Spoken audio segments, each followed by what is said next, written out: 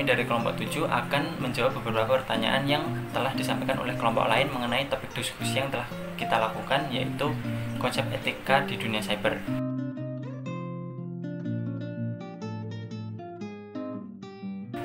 Kita mulai dari kelompok pertama yang beranggotakan Happy Yaumil, Nurul Istiqomah, dan Romi Amelisa. Pertanyaannya yaitu bagaimana cara mengatasi pelanggaran etika yang menjual belikan data pribadi milik user seperti yang terjadi pada aplikasi Zoom dan Tokopedia. Kasus jual beli data pribadi yang diambil dari platform Zoom dan Tokopedia merupakan kasus yang ramai diperbincangkan oleh publik beberapa minggu yang lalu. Kasus ini merupakan buntut dari kasus hacking yang mana telah mengambil data-data dari sebuah platform yang kemudian untuk dijual belikan. Hal ini tentu saja merupakan sebuah tindakan kejahatan dan sudah melanggar Undang-Undang ITE yang mana telah disetujui di dunia IT. Bagaimana cara mengatasinya? Sebenarnya terdapat beberapa cara dan solusi yang dapat diambil dari beberapa sisi, baik itu pengembang platform, pemegang atau pembuat kebijakan dan penegak hukum, serta dari user itu sendiri atau pemakai. Dari sisi user atau pemakai, kita sebagai pemakai harusnya lebih mawas dan lebih berhati-hati untuk memberikan data yang bersifat pribadi di dunia cyber melalui platform apapun. Apabila kita tidak yakin untuk mengisi data pribadi di platform tersebut, lebih baik tidak kita lakukan untuk mencegah hal-hal yang tidak diinginkan. Kemudian kita juga bisa mengantisipasi dengan membuat password, kombinasi password yang susah ditebak, dan kita juga bisa mengamankan data pribadi kita dengan merubah password kita secara berkala. Kemudian dari sisi pengembang tentunya lebih meningkatkan sistem keamanan platformnya yang merupakan tanggung jawab dari pengembang itu sendiri untuk menjaga privasi dari penggunanya. Dari sisi pemegang kebijakan atau pembuat kebijakan dan penegak hukum lebih meningkatkan fokus terhadap aturan dan hukum terhadap kejahatan-kejahatan cyber. Apabila pengawasan kita terhadap kejahatan cyber itu tinggi, maka orang-orang yang akan melakukan tindak kejahatan cyber juga akan berpikir dua kali untuk melakukan tindakan kejahatan tersebut. Seperti itu.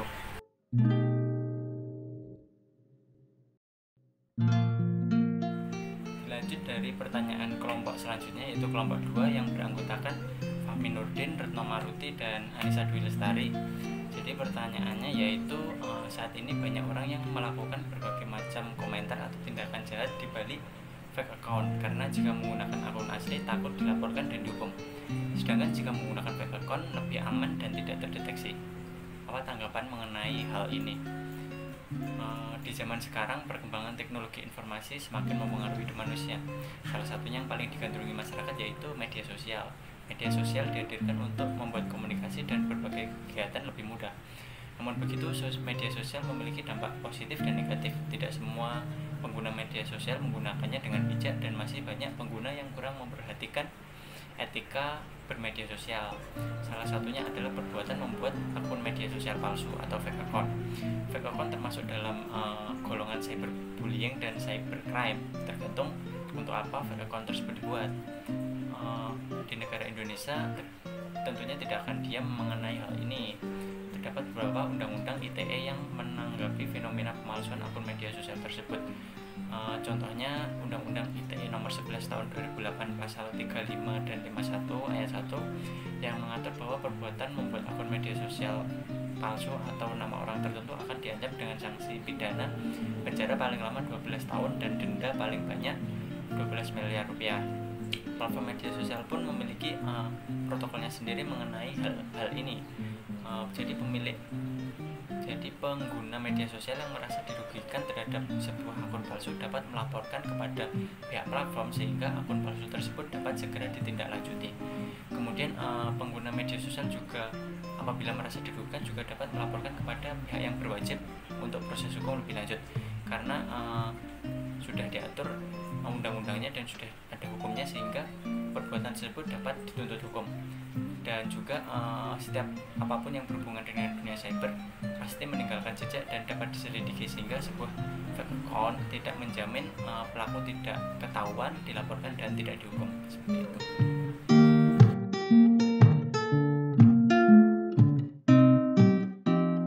Perkenalkan, nama saya Devianti Utari. Saya akan menjawab pertanyaan pertanyaan dari kelompok 3 yang berbunyi, dengan adanya pandemi ini beberapa public figure semakin berlomba-lomba untuk meningkatkan popularitasnya di dunia maya, seperti kasus yang baru saja saat ini viral, yakni seorang YouTuber Indira Kalista dan selebgram Sarah Kil yang banyak menuai kontroversi di mana mereka semata-mata ingin melambungkan namanya dengan membuat sensasi, kemudian membuat video klarifikasi minta maaf atas perbuatannya.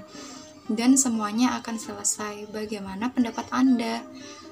Apakah perbuatan mereka termasuk melanggar etika cyber di dunia cyber dan undang-undang di Indonesia? Kelompok kami akan menjawab pertanyaan dari kelompok 3 dan membaginya dalam 2 kasus. Kasus yang pertama yaitu selebgram Sarah Kil, di mana pada hari Rabu, tepatnya pada tanggal 20 bulan 5, Sarah Kil melalui akun Instagramnya menyatakan akan melelang keperawanannya seharga 2 miliar.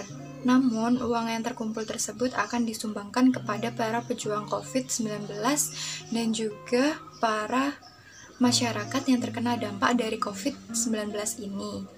Nah, atas unggahan dari Sarah Kil ini, dia dinilai bisa dikenakan sanksi berupa pasal Undang-Undang ITE.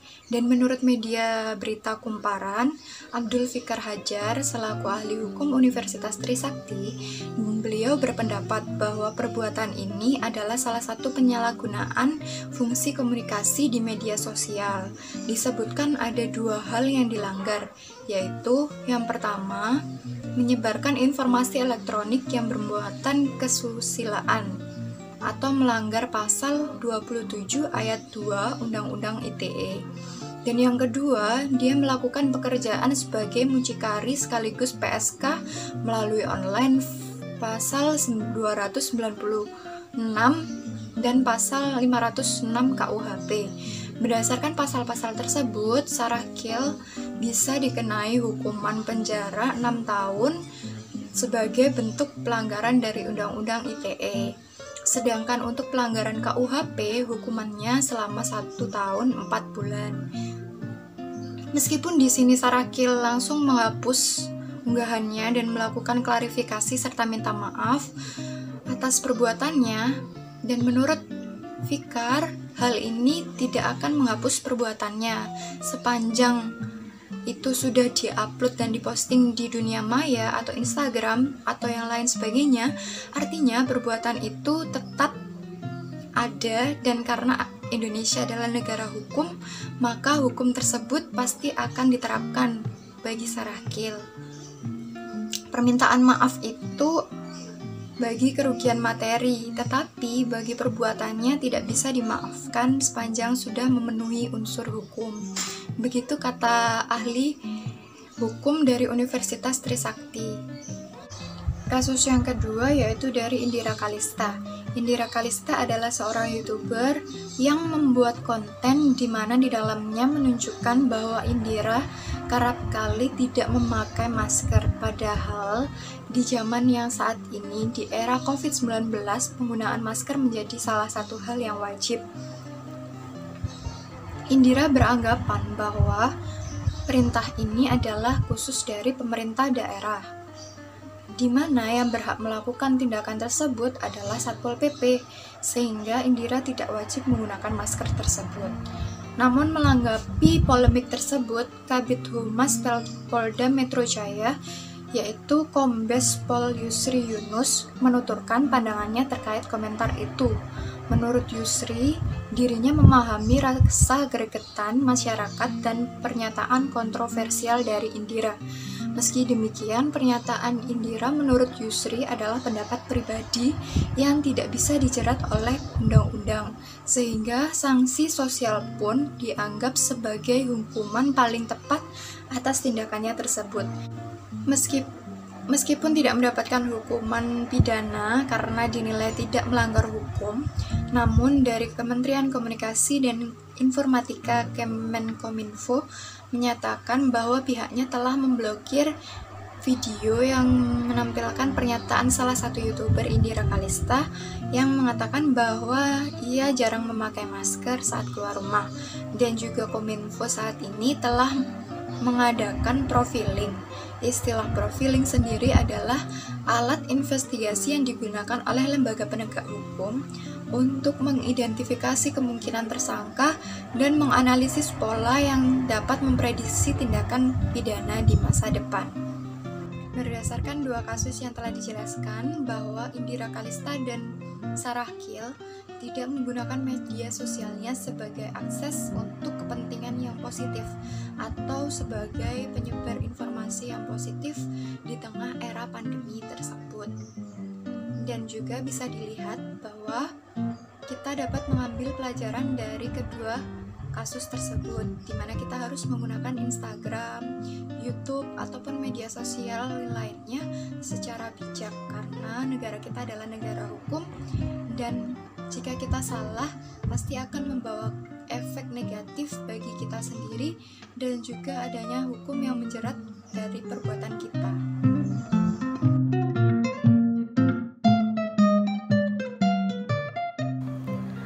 Assalamualaikum warahmatullahi wabarakatuh. Perkenalkan, nama saya Imratul Solihah. Kali ini saya akan menjawab pertanyaan dari kelompok 4. Nah, pertanyaannya seperti ini. Seringkali ada konsumen yang melakukan komplain di dunia maya, namun selanjutnya dianggap sebagai pencemaran nama baik. Bagaimana solusi dari permasalahan tersebut? Nah, komplain bisa dianggap serius jika ada bukti yang konkret, seperti dokumentasi dan lain-lain. Komplain yang benar itu memang harus ditujuin kepada pihak yang bersangkutan dan tidak ke umum. Karena kalau itu memang benar kesalahan dari pihak industri, maka komplain tersebut tidak terjerat hukum. Namun jika komplain tersebut memang tidak benar dan bisa dibuktikan ketidakbenarannya, maka bisa dijerat hukum pencemaran nama baik. Oleh karena itu, komplain memang harus ditujukan end-to-end atau kepada pihak yang berwenang. Jika memang benar ingin diekspos secara umum, pastikan dulu bukti-bukti yang ingin dikomplain memang benar sehingga tidak membuat masalah di kemudian hari.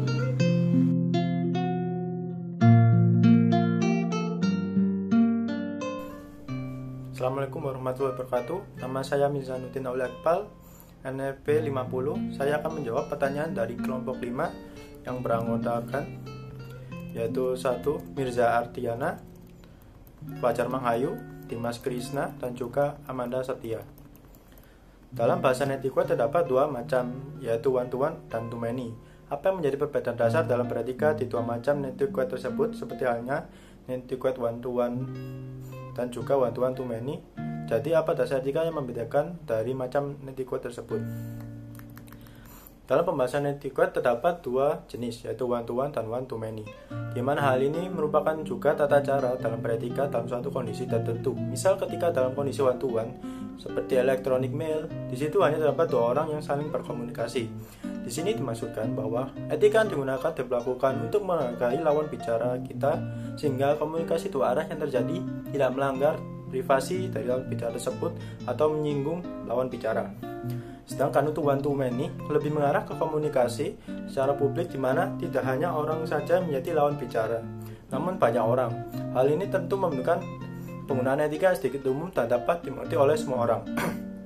Dalam penjelasan dari kedua kondisi ini, dasar etika yang digunakan untuk membedakan kondisi tersebut adalah kondisi itu sendiri, di mana kedua kondisi tersebut terdapat etika sendiri yang merupakan suatu peraturan atau tata tertib umum yang tidak boleh dilanggar dan harus dipatuhi demi kenyamanan dalam suatu lingkungan.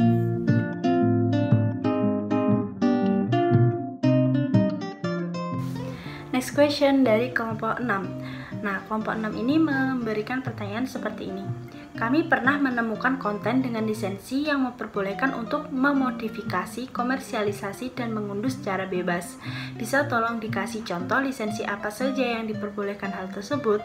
Nah, berdasarkan tinjauan yang telah kami lakukan, lisensi yang bisa digunakan untuk memodifikasi, komersialisasi, dan mengunduh secara bebas yaitu lisensi Creative Commons, atau lisensi yang menyediakan cara standar bagi kreator konten untuk memberikan izin kepada orang lain agar dapat menggunakan karyanya. YouTube mengizinkan kreator untuk menandai video mereka dengan lisensi Creative Commons atau bisa disingkat CC BY atau tulisannya itu CC BY. Nah, jika Anda menandai video dengan lisensi CC BY, artinya Anda memang memegang hak cipta dan kreator lain dapat menggunakan kembali karya Anda sesuai dengan persyaratan lisensi.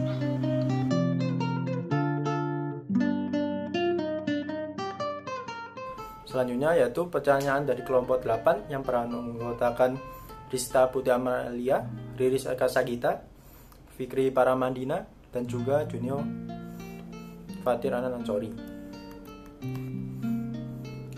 Pertanyaannya yaitu, mudahnya membuat akun-akun palsu untuk media membuat orang juga mudah sekali dalam melakukan pelanggaran etika berinternet seperti cyberbullying, buzzer, atau juga memviralkan konten yang tidak baik. Apakah ada cara untuk mengatasi hal atau mengurangi hal tersebut? Dalam kasus seperti ini, etika di dalam dunia maya sangatlah penting.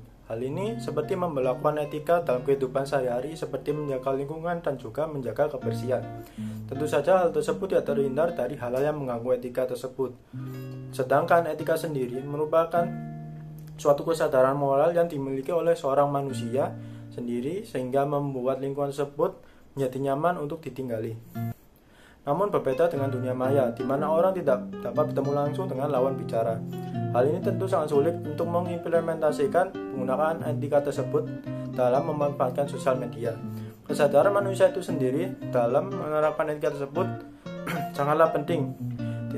Dan dalam kasus seperti ini, terdapat beberapa cara, yaitu seperti mengatasi hal tersebut dengan melakukan filter terhadap konten yang dipertontonkan, di mana akun media sosial yang digunakan dilakukan filter untuk hal tersebut, atau memblok akun-akun yang melakukan konten tersebut atau membuat konten tersebut. Hal itu tentu juga dapat diatasi dengan mengarah ke jalur hukum, di mana itu adalah pilihan terakhir. Dan hal tersebut tentu sangat mengganggu keberadaan sosial media itu sendiri. Sekian dari saya, terima kasih. Assalamualaikum warahmatullahi wabarakatuh.